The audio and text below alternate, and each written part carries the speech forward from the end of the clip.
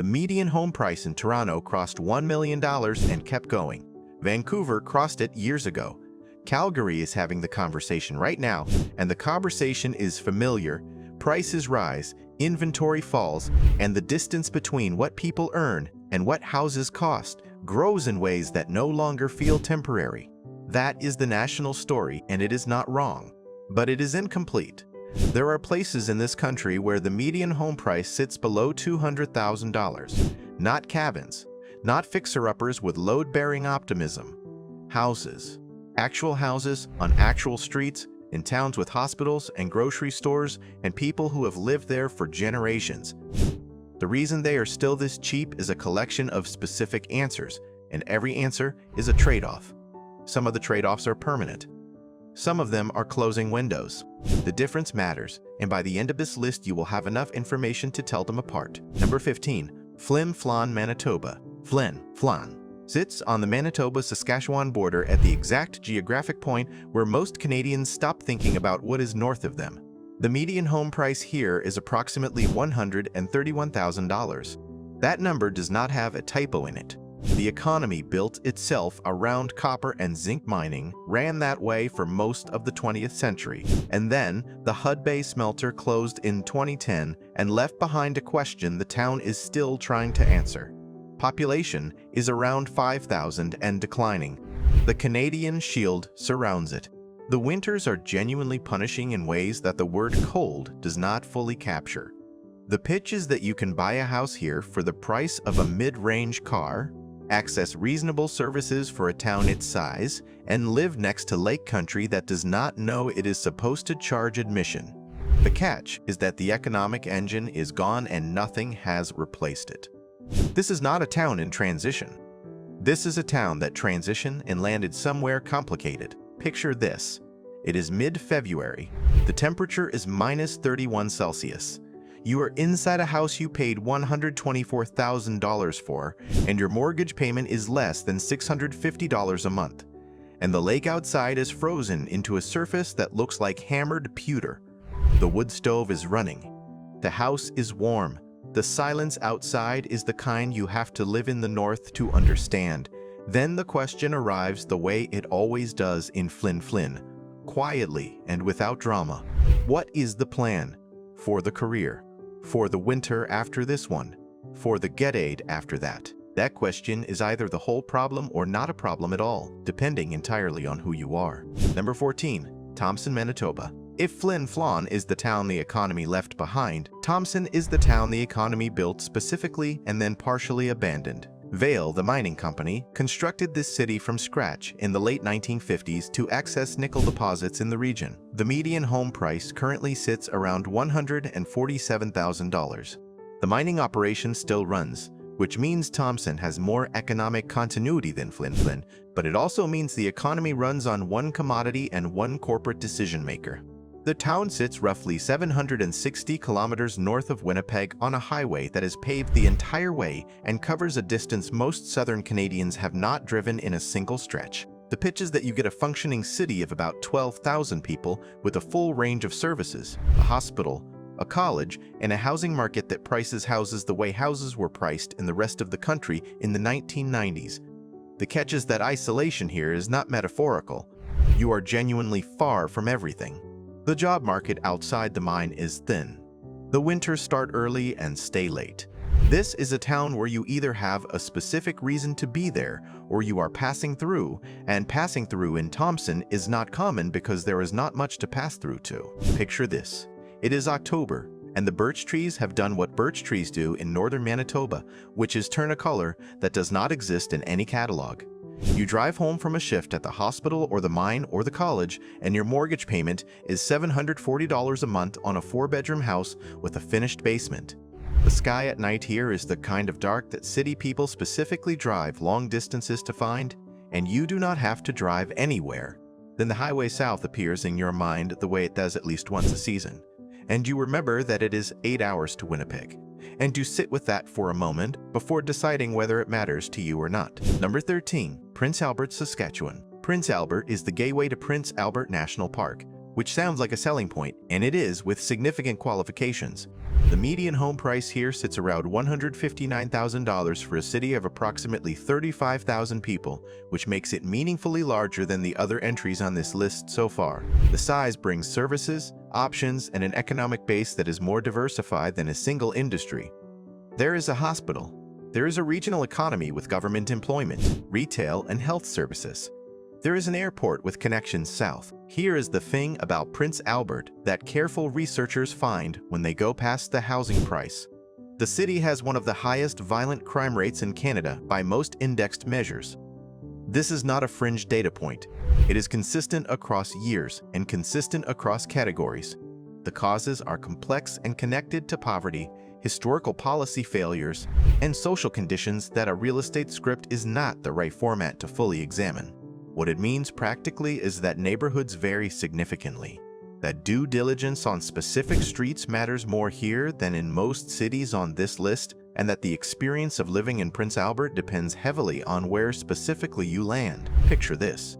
You are sitting on the back deck of a house you paid $154,000 for, and the spruce forest that begins at the north edge of the city is visible from where you are sitting, and the national park is 45 minutes north, and you can go there on a Saturday without planning it 3 weeks in advance.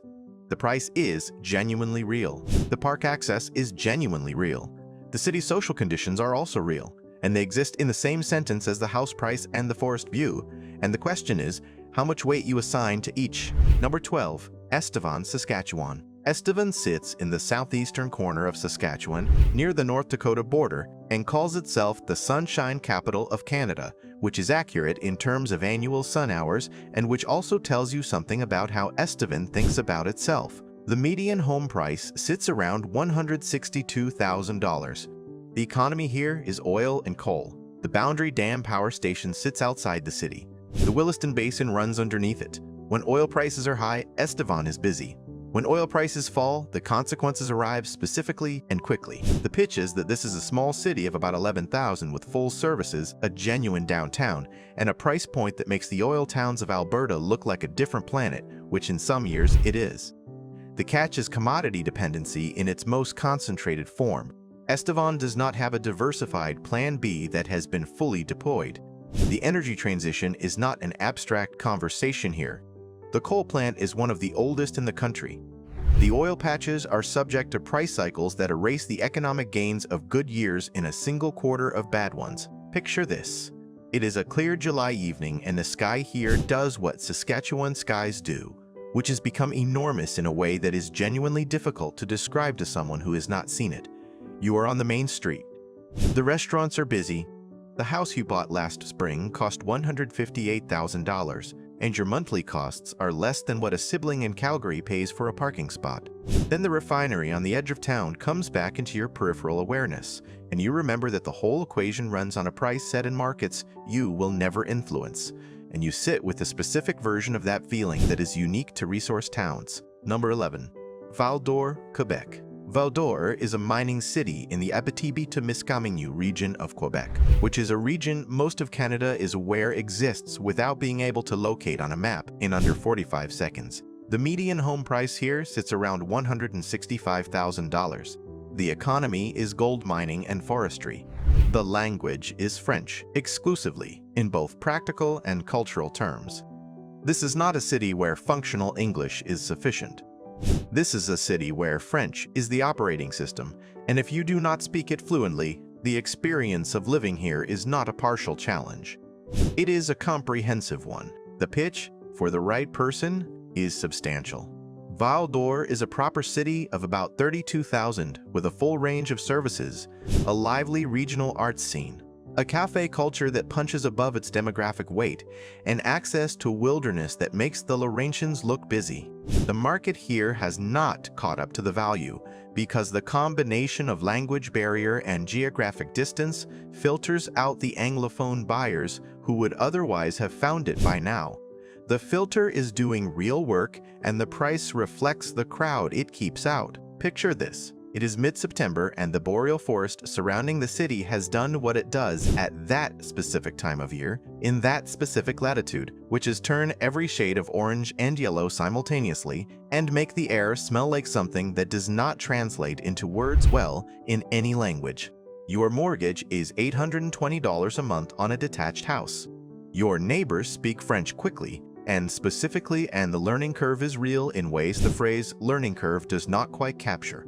The window into this market exists because the language requirement keeps the crowd out. The window stays open exactly as long as the crowd stays out.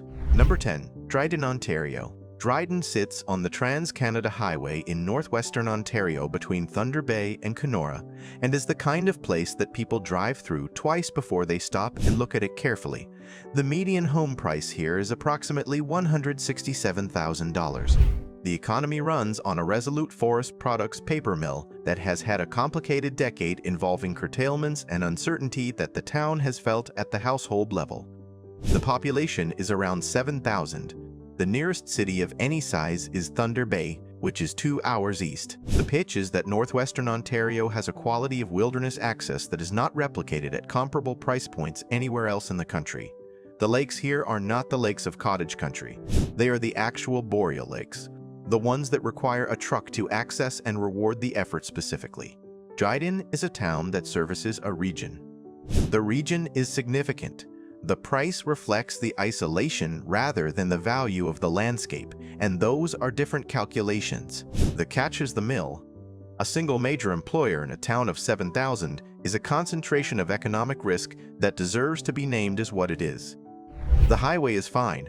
The landscape is extraordinary. The dependency is real, and it is not hidden if you look at it directly. Picture this. You have driven 45 minutes on a logging road, and you are standing next to a lake that does not appear on the tourist maps because it does not need to. No one else is here. The water is the color that water turns when there is nothing industrial upstream of it for 300 kilometers. You own a house in town for $162,000. Your mortgage is less than your last apartment's utility bills combined with your renter's insurance. The lake does not care about any of that. Then you remember the mill. You remember that you took the job that tied you to the mill. You sit with the specific arithmetic of that choice for a moment before the water brings you back. Number 9. Matane, Quebec. Matane sits on the south shore of the St. Lawrence estuary in the Bassin-Saint-Laurent region of Quebec, which means it sits on one of the most dramatic stretches of river-to-sea landscape in North America, while being approximately as unknown to the English-speaking world as it is possible for a coastal town to be.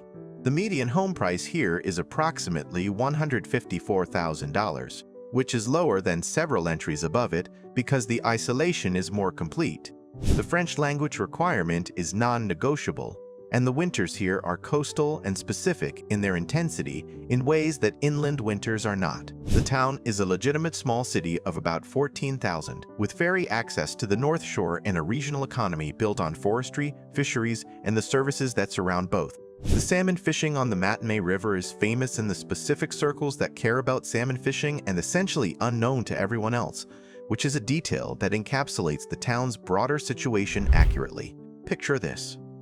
It is early evening in late August, and the light on the estuary is doing what the light on that specific body of water does at that specific time of year, which has become something that painters have been trying to accurately represent for 2 centuries without fully succeeding. You are watching it from a house you paid $149,000 for, 3 blocks from the water. The ferry horn sounds. Beluga whales surface offshore occasionally, which is a sentence that sounds invented but is not. Then November appears in your imagination and the wind off the estuary appears with it, and you remember that the ferry stops running in winter and the highway becomes what it becomes, and you make the calculation in real time about whether the August view is worth the November wind. Number 8. Campbellton, New Brunswick. Campbellton sits at the northern tip of New Brunswick on the Restigouche River, directly across from Pointe-à-la-Croix, Quebec, which means you can see another province from your yard and cross into it in 8 minutes. The median home price here is approximately $138,000, which is one of the lowest on this list for a town with real services, a functioning downtown, and access to both the river and the Appalachian Highlands to the south. The population is around 7,000 and declining, which is the catch that context requires but does not soften. Campbellton is one of the oldest mill towns in the Maritimes. The industries that sustained it have contracted. The younger population has followed the pattern that younger populations in declining maritime towns follow, which is south and west, and specifically toward the cities. What remains is a community with deep roots, reasonable infrastructure, and a housing market priced at the intersection of geographic distance and economic stagnation. Picture this.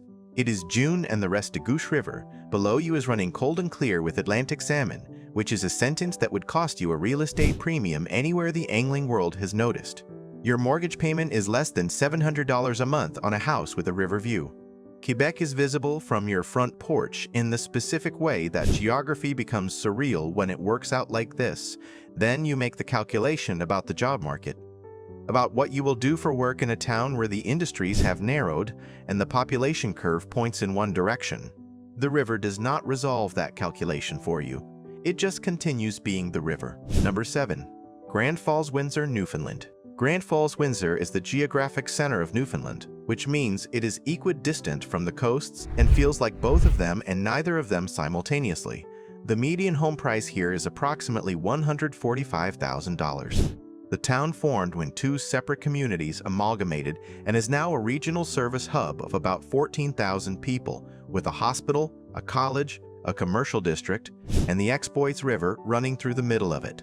The former Abitibi paper mill closed in 2009, and the town has spent the years since building a post-mill economy that is more diversified than its predecessor, with measurable but not complete success. The pitch is genuine. Grand Falls, Windsor has more amenities than its size suggests. A property market that has been quietly appreciating as Newfoundland's affordability has attracted mainland buyers, and access to interior Newfoundland wilderness that is not the coast but is specifically beautiful in its own register. The catch is Newfoundland's broader economy.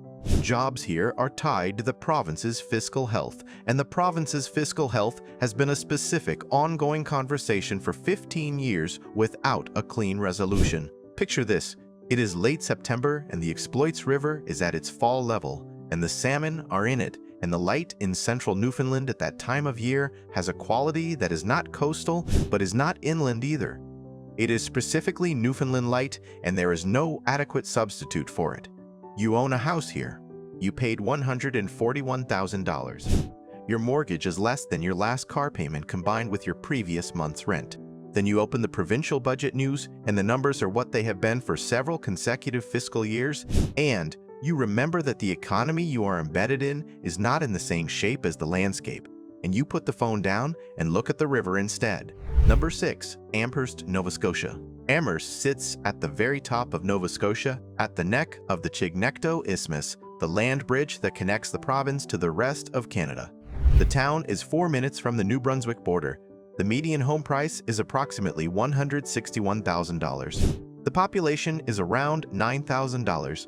The town was once a manufacturing center of genuine national significance, a place that made stoves and textiles and machinery, and that history is visible in the Victorian architecture downtown and invisible in the current economic numbers. The catch with Amherst is a specific one.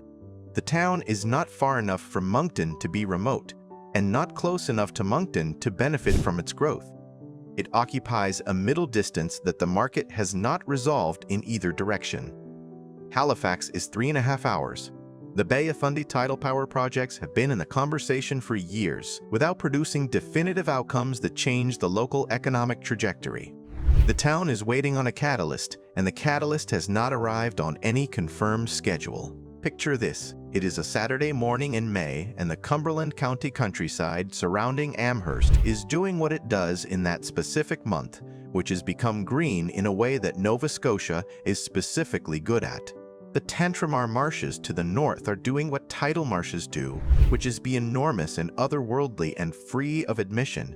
Your mortgage payment is $800 a month. Then you drive through the downtown and the vacancy rate in the storefronts tells the story that the landscape does not, and you make the calculation about whether the town's trajectory has bottomed and is turning, or whether the bottom has not yet arrived. Number 5. Lloydminster, Alberta and Saskatchewan. Lloydminster is a city that straddles the Alberta-Saskatchewan border so completely that the provincial boundary runs down the center of the main street, which is either charming or administratively disorienting depending on how your morning is going. The median home price on the Saskatchewan side sits around $172,000.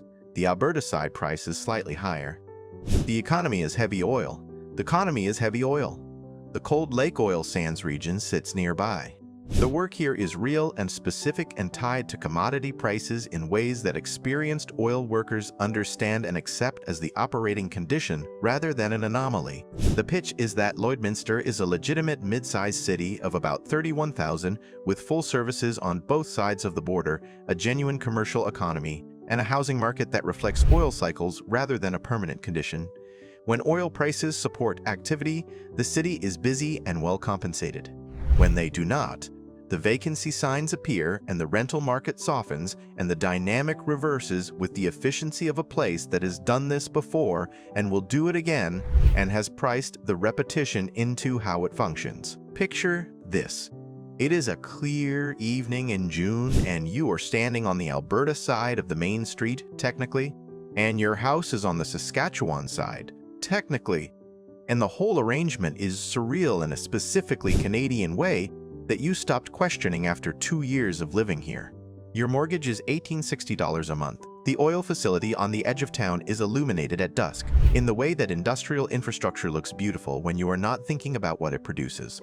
Then the commodity news comes through and the number is the number it is, and the town recalibrates around it with the efficiency of a place that has priced the recalibration into its DNA. Number 4. Edmundston, New Brunswick. Edmundston sits in the northwestern corner of New Brunswick on the St. John River, directly across from Madawaska, Maine, which means it borders the United States and feels more removed from the rest of New Brunswick than its map position suggests. The median home price here is approximately $156,000.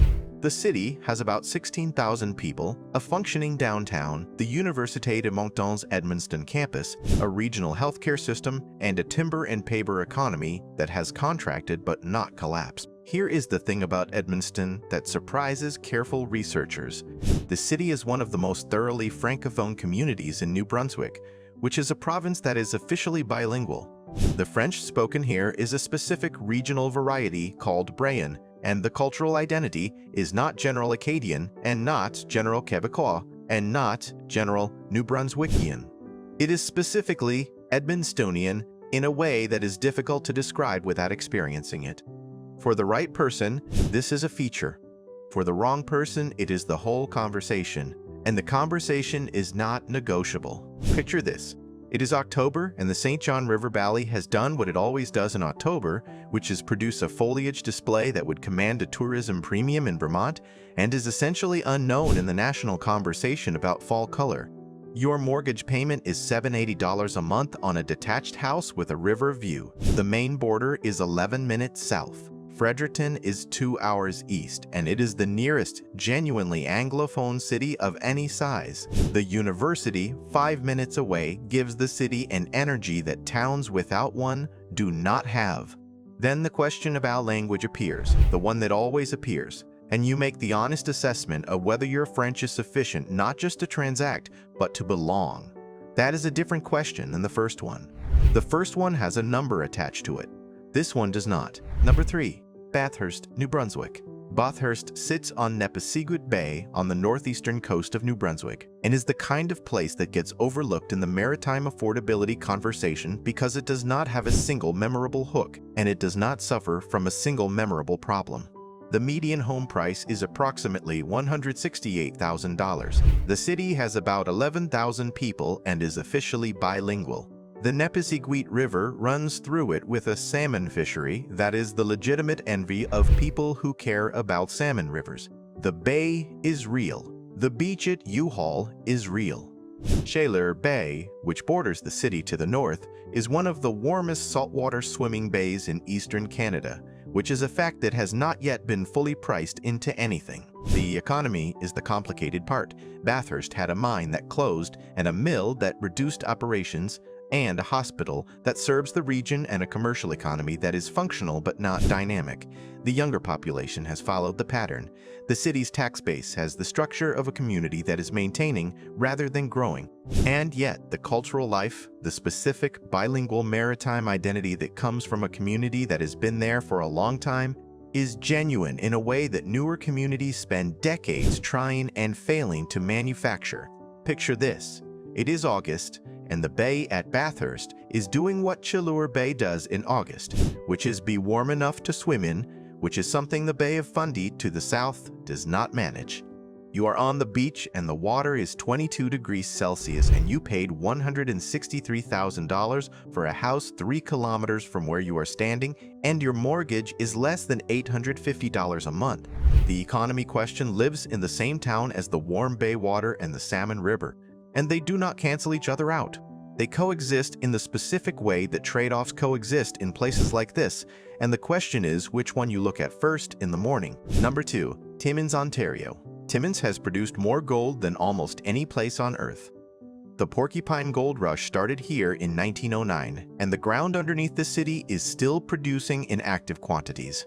The median home price in Timmins currently sits at approximately $189,000, which makes it the highest priced entry on this list and also the one where the gap between price and value is the most interesting to examine carefully.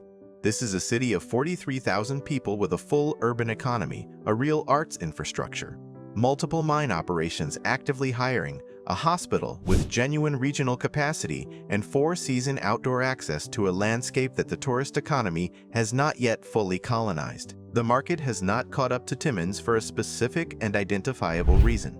The distance from Southern Ontario's perception of where things are and where they matter is approximately 7 hours of driving and much larger in the cultural imagination. The road exists. The distance is drivable. The city is larger than its reputation and more functional than its price suggests, and both of those facts are market inefficiencies with a duration. Picture this. It is February, and you are on a snowmobile trail that the city maintains with an infrastructure commitment that Southern Ontario would reserve for actual roads, and the boreal forest around you is the forest that Timmins sits inside of. And it is significant in a way that the word significant does not fully measure. You own a house in that city for $184,000. Your mortgage is $920 a month. The mine is hiring. Then you do the calculation about the 7 hours of highway between you and the city you came from, and the calculation is not really about the distance. It is about whether distance is a cost or feature, and that depends entirely on what you are trying to get away from and what you are trying to get to. Number 1. Miramichi, New Brunswick. Miramichi is a river before it is a city, and the river is one of the most famous Atlantic salmon rivers in the world, and the city built around it has a median home price of approximately $174,000 and an affordability window that is closing in a way that the others on this list are not. The Miramichi amalgamated from several smaller communities in 1995 and has spent 30 years becoming a genuine small city of about 17,000, with a functioning downtown, a hospital, a bilingual school system, a regional economy that has diversified beyond the mill that once defined it, and a waterfront that the city has invested in, specifically and visibly over the last decade. The Salmon River is not a metaphor. It is a real river, with a real fishery that draws visitors from real distances every year and has for a century. The Atlantic Salmon Museum is here. The fishing lodges upstream charge rates that reflect who values this place and how much, and that signal is worth reading. Here is the thing about Miramichi that surprises careful researchers. The city has been discovered. Not loudly, not in the way that a viral article changes a market overnight, but quietly, specifically, by people from Halifax and Moncton and Central Canada who found the number, looked at the river, and moved. The prices are still below $200,000. They were below $150,000 3 years ago. The direction of that line is not ambiguous and the slope is not reversing. Picture this. It is early June and the Miramichi River is at its most famous, which means the Atlantic salmon are in it and the water is the specific color and clarity that you have seen in photographs and were not entirely sure was accurate until now. You own a house 2 blocks from the waterfront. You paid $171,000 for it. Your mortgage is $855 a month. It is 6 in the morning and the mist is on the river and the city is quiet. And the only sound is the specific sound of a river that is older than the city built around it. Then you remember the number from 3 years ago and the number from today and the trajectory implied by the distance between them, and you understand that you are not at the beginning of this story. You are somewhere in the middle of it. The question is where the middle ends. That is the list. 15 towns, 15 different answers to the same question the Canadian housing market has been asking for 15 years. Where can a person of ordinary means buy an ordinary house and live an ordinary life without the ordinary life becoming financially extraordinary? The answers sort into categories if you look at them long enough. Some of these towns are cheap because the economy left and has not come back and is unlikely to. Flynn, Flan, Thompson, Campbellton. The trade-off there is permanent and the window is not closing. It is open indefinitely, which is a different kind of problem. Some are cheap because the isolation is real and the market has priced it correctly.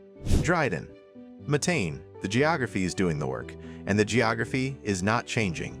Some are cheap because a single factor filters out the crowd. The language requirement in Val d'Or and Edmundston, the commodity cycles in Estevan and Lloydminster, the crime context in Prince Albert.